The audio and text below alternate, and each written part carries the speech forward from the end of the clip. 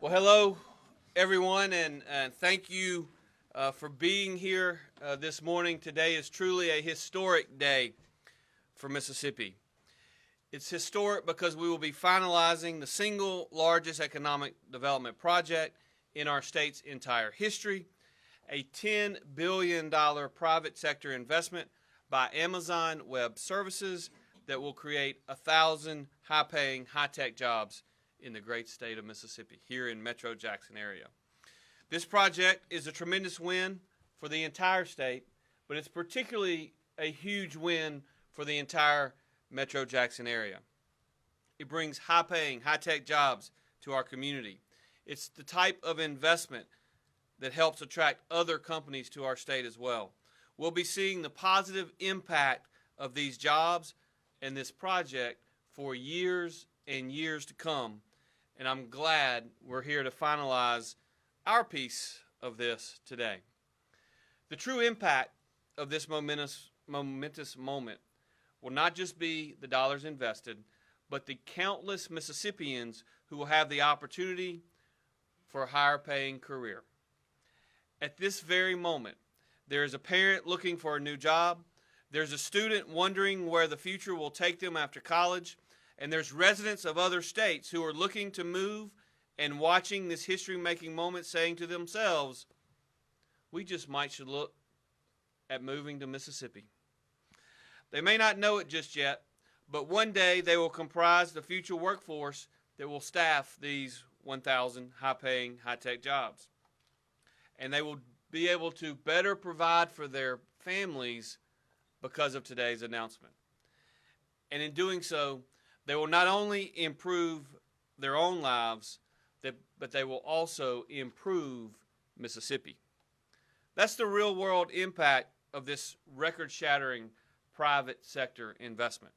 And it's why I'm incredibly proud to sign legislation officially finalizing this historic project.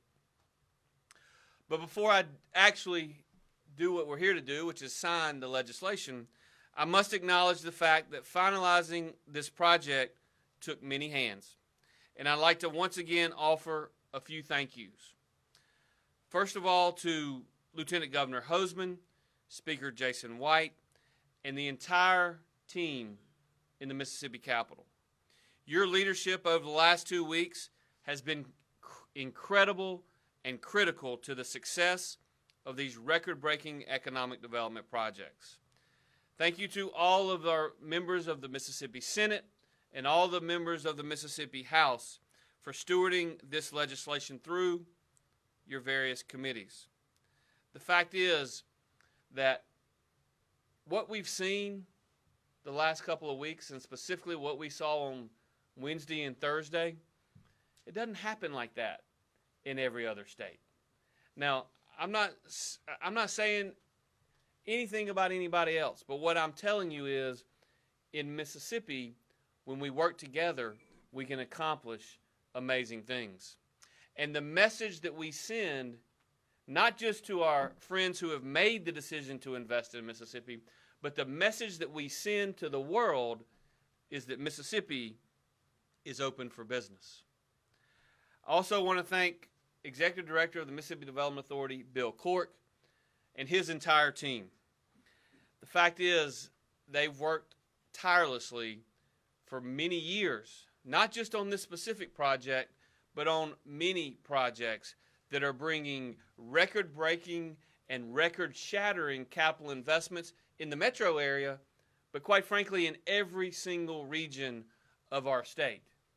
And as you've heard me say before, and you'll hear me say again, we ain't done. And of course, I would like to say to Entergy and their entire team, their economic development team, their entire corporate leadership team, the work that they have put in to make today possible is a big, big, big deal. You know, in any project of this size and magnitude, the easy thing to do is to say, no way can we do that.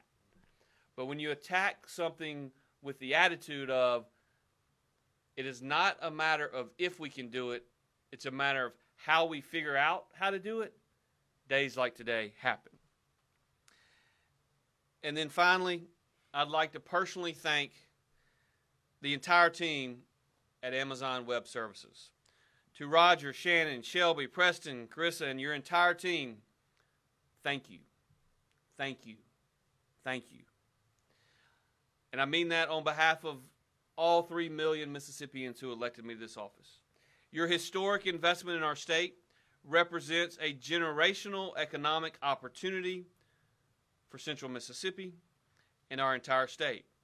We look forward to partnering with you, and we look forward to seeing your success.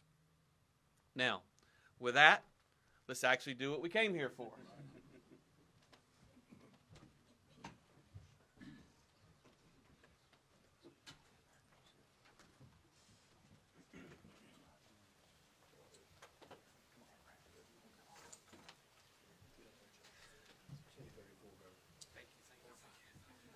As everyone knows, last week we passed 3 pieces of legislation, House Bill 1, House Bill 2, and Senate Bill number 2001, and I will sign each of them and make them law in our state.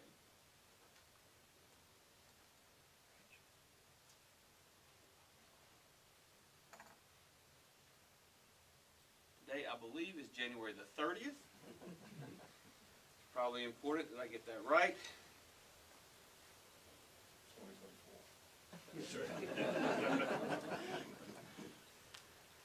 Trust me when I say I know for sure that 2023 is over. I will remember that year. 10:34 we say? Yes, sir. We're at 10:35 now. 10:35. House Bill 1 is law.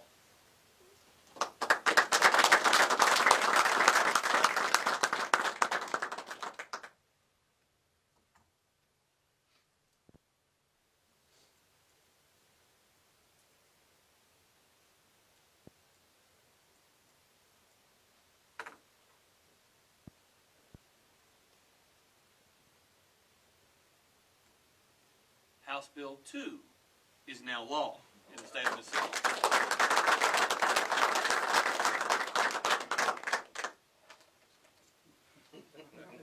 Looks like a 317 pages.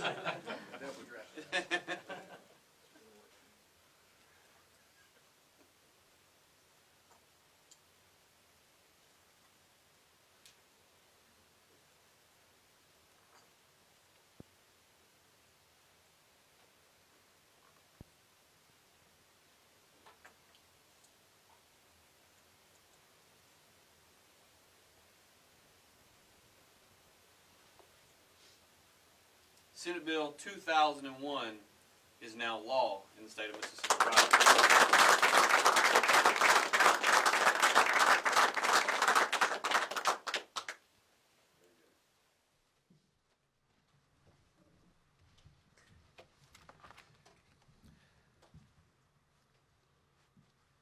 What that means is that the largest economic development project in Mississippi's history is now official. Again,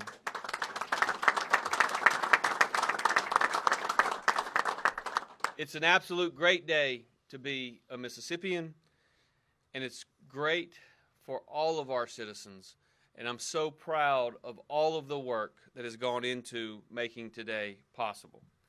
At this time, I am going to turn over the podium to Lieutenant Governor Hoseman and let him say a few words.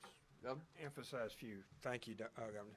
Not much to be said today after Governor Reeves has done that. A lot of work by a lot of people to have that, but our work really is beginning now. We have welcomed this company and their 1,000 employees to our neighborhood. And I know I intend, and I'll let Speaker White talk about his as well, but it is our intention that we make their visit here to be profitable and warm and welcoming. That's what we do as a state. So welcome to Mississippi. Thank And we so appreciate you're here, and we're looking forward to a very long and mutually profitable relationship. Thank you. And at this time, I'm going to recognize the Speaker of the Mississippi House of Representatives, Jason White. Thank you, Governor. Thank you. Real quick, lots has been said, so I won't reiterate all the great facts and the great things surrounding this project. Y'all all know them well. But it is good to stop for just a minute and think about and pause one more time and think about the momentum that is going on in Mississippi and it is happening. And whether some folks want to admit it or not, you can feel it. It's all around us. It was in that same spirit last week as these bills were making their way through the House and the Senate. While there was a little bit of debate, there was consensus around the fact that your elected representatives and senators were excited about this dynamic company coming to Mississippi. And, you know, I heard somebody, maybe the governor, describe it this way. They chose us. And, you know, it's kind of like, you know, you have your kids and then you have your adopted kids. And they made a choice to be part of our family. And so once you're in Mississippi, you are part of the family. And so we're excited to have them as part of that family. And we're excited about the future, not only for them and what they bring to Mississippi, but what this means for our state as a whole. So I, again, want to thank Roger and his team for choosing us and making this huge decision that impacts so many Mississippians. And I want to thank Bill and his team for their hard work, again, to get us to this point. And I would be remiss if I didn't also give credit where it's due, and that is in the governor and his team and putting the pieces in place that get us to this point. So it's a great day. I'm proud to be part of it. I'm proud of my House members who shepherded this bill through quickly and made its way into law today. Thank you, Governor.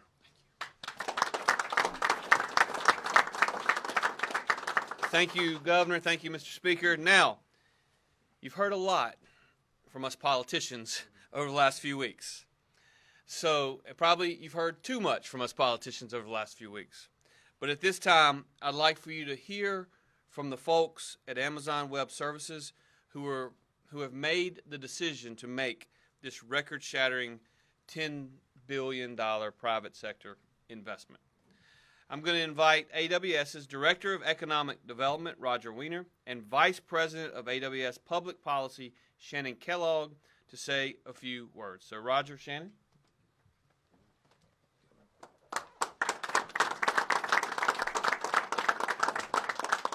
Thank you, Governor. And you can't say it enough, though. I can't thank this team that we have affectionately come to call Team Mississippi for just how awesome the experience has been. It has been the paramount of Southern hospitality, what we expected and delivered in I mean, just more than you can imagine. So we couldn't be happier in that regard. But it has been a great team effort, everywhere from the political leadership at the state and local level, the economic development community, as well as the energy team. We couldn't have had a better outcome. For myself personally, as you can probably tell by my accent, there is a bit of personal satisfaction in this. So I'm super happy about this outcome. But what I did want to share with everybody today is a very important message, and that is, you know, this was an opportunity we conceptualized roughly 5 years ago. And we brought it to Mississippi, and we brought it to the team here, and we put an opportunity in front of them. And candidly, they did everything you could ever ask. They were responsive. They moved fast. They cleared blockers. They did everything we as a company could ever ask in a partnership. And what we've built together is a win-win partnership where we can be a part of the community here and we can work together to build a very unique experience, we hope, for our employees and for the communities in which we operate and for our customers. And so we're just super excited about that opportunity. We look forward to growing together. We're already in flight. We're building as we speak, and I can't thank the governor, the team, and everybody enough. And I would tell you the reception that we have received, and even in the last 12 hours, as we've walked through the lobbies of hotels, as we've eaten dinner, the recognition of the opportunity makes this a very special thing for all of us. So thank you all. Thank you, Mississippi. Thank you, Governor. Thank you, leadership. And with that, I'm going to turn it over to Shannon.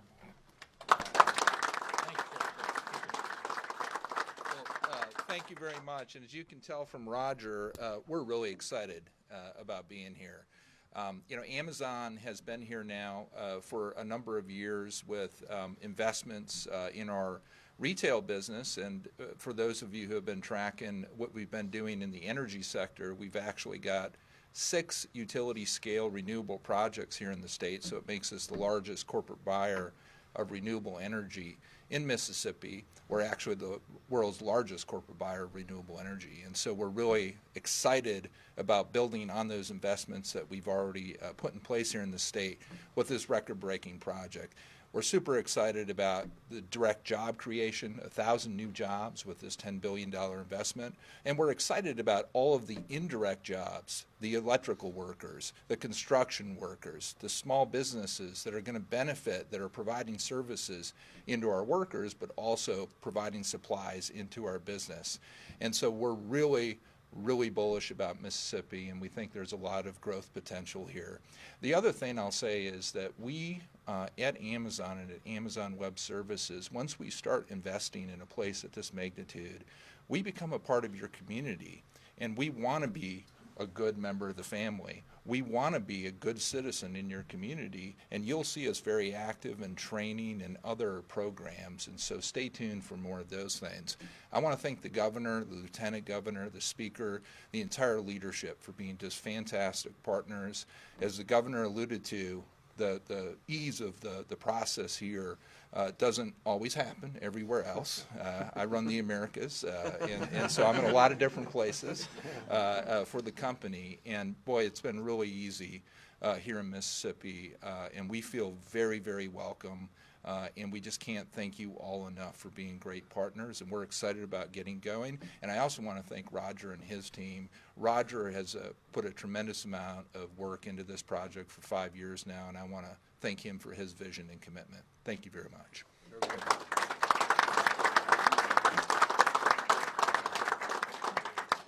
Thank you, Roger. Thank you, Shannon. And on behalf of the entire state of Mississippi, we're thankful to have Amazon Web Services in the state of Mississippi. I look forward to everything the future has in store for our great state and for your great company. I know that there are many, many bright days ahead. In closing, I would just like to reiterate my thanks to everyone who played a role in getting us to today. And I got to tell you, there are a whole lot of people in this room that deserve a lot of credit. But there's also a lot of people who aren't in this room that deserve a lot of credit. And I just want to personally say, those of you that have been involved over these last 5 years that got us to today, just know that you are a part of making Mississippi better. And I hope we are all proud to be a part of the team that is making Mississippi better. To the rest of the world, I'll just say Mississippi is open for business. And with that, I will tell you that I promised everyone here behind me that I wouldn't make them stand up here while I took questions. And so those of you who would like to take a seat in the crowd, please feel free to do so, and I'll answer any questions that I can possibly. Give me just a second while we get everybody off. Well done, Al. Thank you, sir.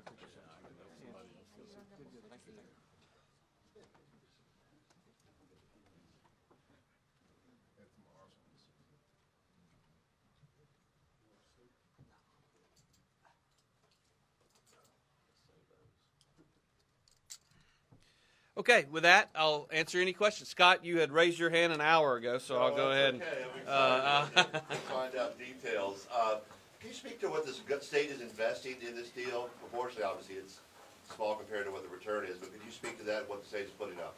Yeah, so, this is when we at the Mississippi Development Authority look at any and every project, one of the things that I have instituted at the agency is we look at return on investment on every single project that we do. It doesn't matter if it's a $10 capital investment or a $10 billion capital investment. We look at cash flows going in, cash flows going out, and we calculate an ROI on that project.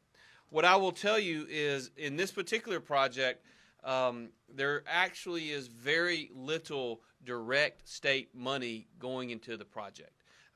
In fact, when you look at the fact that the legislature appropriated approximately $44 million About 5 or 6 million of that really gives us a little cash flow ability to get things going on the site that need to be done that are going to happen in the future. But 32 of that $44 million, quite frankly, was at our insistence put into the deal to work with the company to train their workforce for the future. In essence, the way I look at this project is we're not just investing in a company, and the company's not just investing in Mississippi. We are investing in creating a new industry in the state of Mississippi.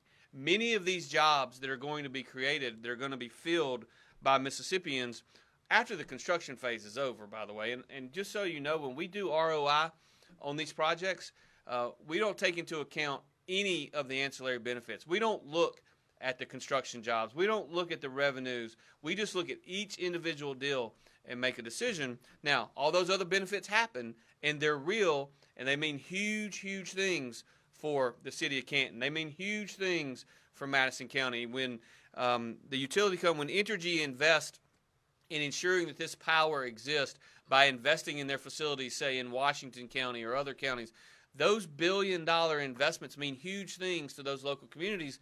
But in our ROI calculation, none of that goes into it. And so really a project of this size and magnitude, it's the ancillary benefits where the real ROI comes into it. But for the purposes of this specific deal, $44 million will be put in on the front end by the state through an appropriation that both appropriation committees approved. About $215 million in infrastructure will be spent by the local governments. We agreed to borrow the $215 million, loan it to the local governments. They're going to spend it themselves, and then the company, through their fee in lieu agreement, is going to pay that back to the county, and the county is going to pay it back to the state. And so, you know, you can, if you want to, you can call that $215 million an investment by the state, but at the end of the day, since they've agreed to pay not only the principal but the interest cost as well, when you have a good counterparty, there's really no risk in that to the state. And so you can include that $215 million if you want to, but I will tell you for our purposes, it's $215 million going in, and $215 million plus interest coming out. It's a net zero effect. So basically, the state's in for $44 million on the front end, and $32 million of that 44 is going to actually train our workforce. Most of whom are going to work at this company, but I will probably tell you that over time, we're going to have an industry here that's going to consist of a lot more than 800 to 1,000 people in this industry. Yeah, can you speak more on the incentives that the state offered to Amazon, and how big of a role did that play in ending this deal? Yeah, I don't know that I don't think I can speak any more specifically about the incentives than I just did. I think at the end of the day, and I'll let them answer their own questions, but I think the incentives really played a very little role in what their ultimate decision was, because when you're talking about billions and billions and billions and billions and billions of dollars of capital being spent, the incentives are such a minuscule part of the overall process in terms of their decision making. What did matter, however, is availability of power and the willingness and the ability of Entergy to provide that in this phase of the capital investment. What did matter is the what we're going to call the all of government approach, where the state and the city and the county and the utility authorities are working together to ensure that the water and the sewer can be delivered. And look, at the end of the day, these data centers, whether it's in Madison County or wherever else they choose to invest, they don't happen if they can't get power and they can't get water and they can't get sewer. And of that $215 million in infrastructure, a big piece of that, I forget the exact number, but over half of it is actually to ensure that the sewer lagoons, et cetera, are adequate to meet their needs and their desires. We had to have meetings with those who provide water to the facility. And so, again, I think that while the incentives are important, it's important to me that we're investing over $30 million in our people in training them for these jobs.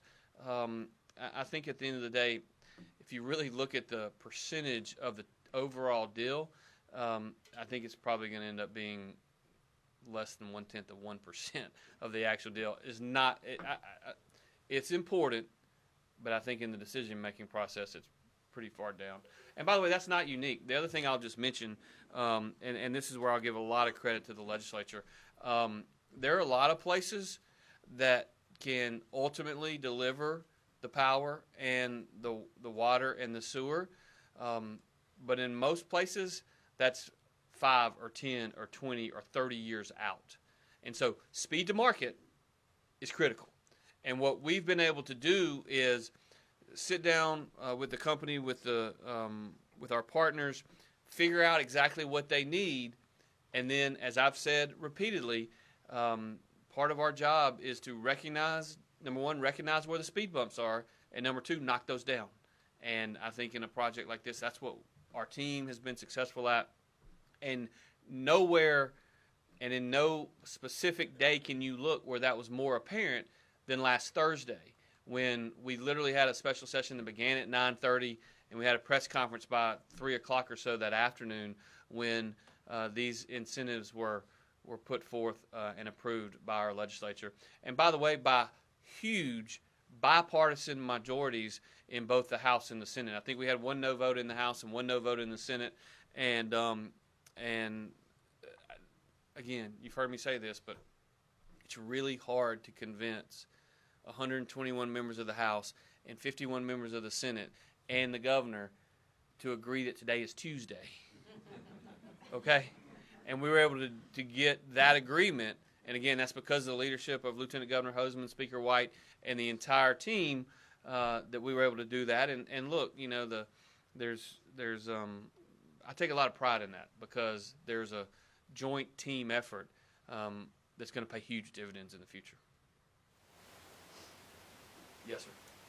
Would you speak to the potential for a tech boom in Mississippi, even though to this point we've been the state thought of as an agriculture and manufacturing state? Well, yeah, no doubt that that we have been historically known as an agricultural state. Certainly, in the last 25 to 30 years, we've seen some significant capital investments in the manufacturing world. There are other states across the country in the United States that gave up on manufacturing 25, 30 years ago. I think we smartly did not, and that's why I think you're beginning to see some onshoring back in our state. But with respect to the technology boom, what I would say to you is the odds of that happening are a lot better today than they were a month ago. And I think that it is incumbent upon everybody that was standing up here, or most everybody that was standing up here for the bill signing today. We have that opportunity. It's our job to capitalize on it. You heard me say last week that all this stuff is fun and everything, but I'm ready for this to be over so that we can go working on the next project, working on convincing those companies that are already here to invest more here, and working on finding ways to ensure that the monies that we are spending at Jackson State, for instance, the monies that we're going to end up spending with Holmes and Hines Community College, the monies that we're going to end up spending working with our K through 12 partners in the Metro Jackson area is well spent. Because I will tell you, I really do believe that if we're going to have a technology boom in the state or in central Mississippi, it is dependent upon us making good decisions in hiring and training a workforce that can meet the needs and the demands of the technology space. But there's no doubt that we are certainly going to have a large number of careers that are created out of this particular investment, and it's incumbent upon all of us to work together to capitalize on that, to grow it exponentially for the future. Scott. What type of jobs? You talk about a large array of careers. So I imagine people sitting at home wondering, what kind of job could I apply for at this type of facility? I don't know if you or Mr. Keller could speak to that. Yeah, well, again, I'm not gonna get into specifics. I'll let the company talk through that. But I'll give you some general ideas. If you are in the construction business initially, so if you anywhere in the construction business, there are going to be huge opportunities over the next 3 years. You've heard me tell the story, and I know this because I have been on the site. The project that we announced a year and a half ago up in the Golden Triangle, which is a $2.5 billion project, which is the prior was the largest economic development project in our state's history. And that $2.5 billion project, I toured it in December or November, and I was told there would be 3,000 construction jobs on site for that $2.5 billion project by March in the Golden Triangle. That's $2.5 billion.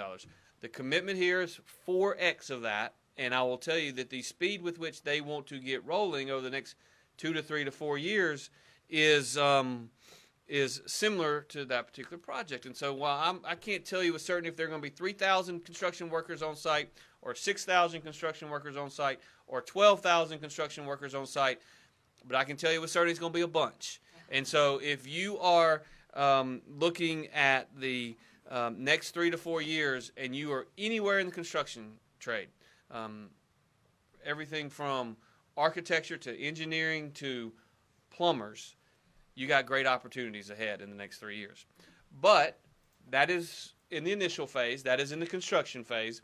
When you look at the types of jobs that the company is going to create that are going to be more permanent jobs, and by the way, a lot of these construction jobs are going to be more permanent than you and I are thinking about today, because the reinvestment in these major data centers is so significant and so large that the construction phase really is never going to stop. It's certainly going to be shifted and it's going to be adjusted, but there's a lot of work to be done for many, many years to come. But in terms of inside the actual centers, data centers themselves, think in terms of individuals who, and again, I'm not a technology expert, so don't, I guess you are going to quote me on this, but everything from data science engineers to individuals who learn over a 1-year training program how to splice cable or splice other things, and everything in between. And so the average wages for this particular space are significant, and they are a lot more than the average wage of every county across the state of Mississippi. A few of these jobs are going to require college degrees, engineering, etc., but most of these jobs are not. And so when you talk about the training programs that are going to be enacted across the board from K through 12 to community college to our institution of higher learning, there are going to be job availability for this specific company across the board.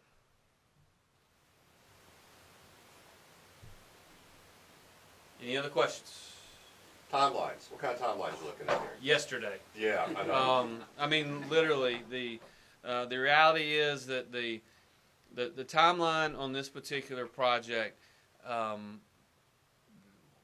speed is incredibly important. It's the reason that we worked with our 3 public service commissioners who are here in attendance today in agreeing to expedite some of the approval process to get the actual generation capacity online quicker.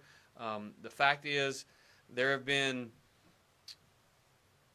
multiple, if not many, Mississippi-based contractors doing site prep work on the site for many, if not multiple months, and that will continue. It's just going to look. The work has begun. The work began. The real work began about 6 months ago, in terms of things that are dirt being moved, concrete being laid, etc. And so I think if you think in terms of this particular investment, and you think in terms of 2027, 2026, 2027, in terms of actually having made significant progress, you can't just write $1 billion check or a $5 billion check and it happened overnight. It's going to take the construction phase. I think it's fair to say the construction phase is at least 3 years. The initial construction phase is at least 3 years, and I think we'd all be happy if we're operational and functional in that soon after that timeline. But again, it's the great thing about the South, and I think not only do we get things done quickly, regulatory-wise, not only do we get things done quickly when it comes to the legislative needs, we tend to have good weather. And so the next 6 months is really important. If we have really good weather over the next 6 to 9 months, I think you'll see some significant progress on this site. Because again, whereas in some of these large mega sites, the real construction and engineering doesn't really start until the legislation is passed. All that started a long time ago, and so no matter what the question is in terms of timing, the best I can tell from my many conversations here from the company's perspective, no matter what the question is, the answer is yesterday. It should have happened yesterday, and we get that, and we're good with that, and we're gonna do everything we can. And I'll tell you, and I appreciate, I think it was Roger, maybe Shannon's comments with respect to how attentive and how hard the state has worked to get to this point. What I want everyone to know, certainly, and they've heard me say it, and we'll prove it, my view of a project of this size and magnitude is, while I have personally been engaged and involved over the last several years, my involvement doesn't end today, because I believe it is my responsibility to ensure that our team at the state, all the way down, continues to be responsive.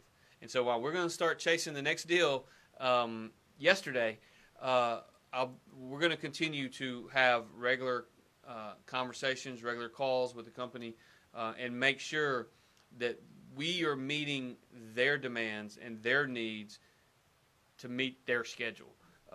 Because to me, that's how you get the next project, whether it's the next phase of an existing project or the next major project, is you actually execute what you've committed to.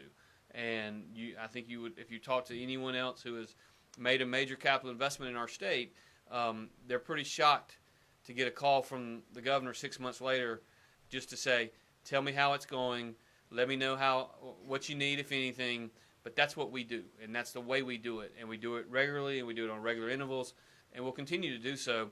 Because again, as my very first boss told me, and he was pretty clear about it, he's a smart guy, one of the smartest guys I ever met. He said, look, if you are ambitious, and if you want to get a promotion, or if you want to get paid more money for doing what you're currently doing, the best way to do all of that stuff is one and the same, and that is to do your current job well. And the fact of the matter is, we as an MDA team, as a state of Mississippi team, we're going to be focused on doing our current job well. And part of our current job is not only looking for the next opportunity, part of our job is also to implement and to execute on what we've already promised. And I'm certain that we will be successful at doing that. Thank you all. Have a great day.